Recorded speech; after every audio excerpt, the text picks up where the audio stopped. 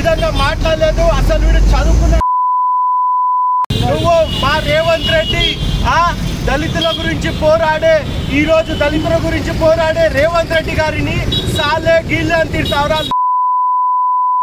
లేదు. కేసీఆర్ పాలనలా చదువుకున్న మంత్రులు గతి లేరు, సిగ్గులేదు. వాడు చదువుకోలేదు, వీళ్ళు చదువుకోలేదు. గార్ది కొడుకులకి మంత్రి పదవులు ఇస్తే ఇదే విధంగా మాట్లాడతారు. ఇదే ఛాలెంజ్ చేస్తున్నా.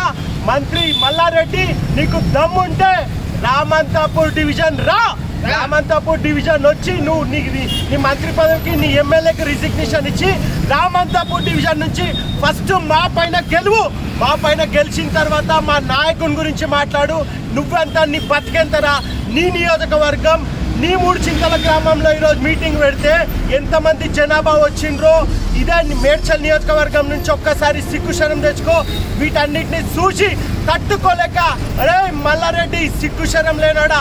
చదువుకొని దత్తమ్మ, చదువుకొని నువ్వు మంత్రివి, నువ్వు 4-5 కాలేజీలకు చైర్మన్, నువ్వు నీ భాష, నువ్వు నీ బతుకు అసలు ఆ రోజులలో పాలమ్ముకుంటుండే కదా, అదే విధంగా మాట్లాడినవురా మంత్రి మల్లారెడ్డి.